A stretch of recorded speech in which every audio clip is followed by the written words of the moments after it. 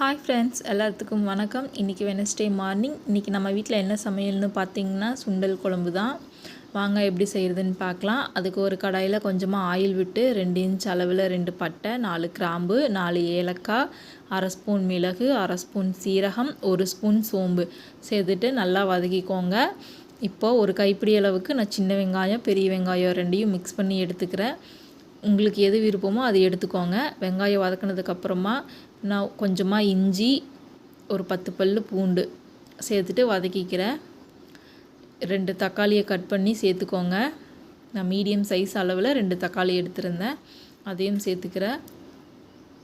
இப்போது 2 ஸ்பூன் மல்லித்தூள், 1 ஸ்பூன் மிளகாய்த்தூள் சேர்த்துக்கலாம். நீங்கள் காரத்துக்கு ஏற்ற மாதிரி மிளகாய்த்தூள் சேர்த்துக்கோங்க. சேர்த்துட்டு நல்லா வதக்கிக்கோங்க. வதக்கினதுக்கப்புறமா கொஞ்சமாக மல்லித்தழை, கொஞ்சமாக புதினா சேர்த்துட்டு நல்லா கலந்து விட்டுட்டு நம்ம எடுத்து ஆற வச்சிடலாம். இன்றைக்கி நம்ம குக்கரில் தான் செய்ய போகிறோம். அதுக்கு ஒரு குக்கரில் நான் நல்லெண்ணெய் சேர்த்துக்கிறேன். நீங்கள் எந்த எண்ணெய் வேணாலும் சேர்த்துக்கலாம். ஆயில், கடலெண்ணெய் எது வேணாலும் சேர்த்துக்கலாம். எண்ணெய் காஞ்சதுக்கப்புறமா 1 ஸ்பூன் சோம்பு சேர்த்து பொரிய விட்டுருங்க. ஒரு பெரிய வெங்காயத்தை நான் கட் பண்ணி சேர்த்துக்கிறேன். 2 பச்சை மிளகா, கருவேப்பிலை சேர்த்துட்டு நல்லா வதக்கி விட்டுக்கோங்க.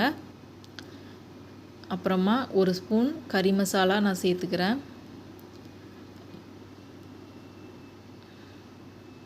மசாலா சேர்த்து நல்லா வதக்கிட்டு நான் கொஞ்சமாக கருப்பு சுண்டல், வெள்ளை பட்டாணி 2யும் மிக்ஸ் பண்ணி உப்பு போட்டு வேக வச்சுருக்கேன். நான் நேற்று நைட்டே ஊற வச்சுட்டேன் ஃப்ரெண்ட்ஸ். ஸோ நீங்களும் ஊற வச்சு 3 விசில் விட்டு வேக வச்சுக்கோங்க. இப்போது நம்ம அரைச்சி வச்சுருக்க மசாலாவை சேர்த்துக்கலாம்.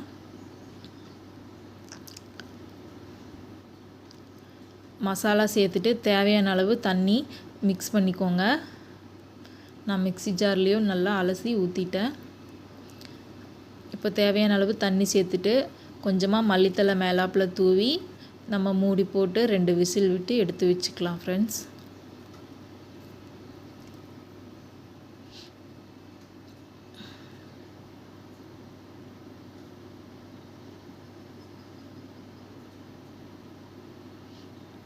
சூப்பராக ரெடி ஆயிடுச்சு. இது சாதம், சப்பாத்தி எல்லாத்துக்குமே டேஸ்ட்டாக இருக்கும். இன்றைக்கி நம்ம வீட்டில் பிரேக்ஃபாஸ்ட்டுக்கு நான் தோசை தான் ஊற்றியிருந்தேன். வெஜிடபிள் தோசை, பீட்ரூட், கேரட் எல்லாம் போட்டு செஞ்சுருந்தேன். மதியம் லஞ்சுக்கு பார்த்திங்கன்னா சாதமும், குழம்பு, கேரட் பீன்ஸ் பொரியலும். தேங்க்யூ, பாய்.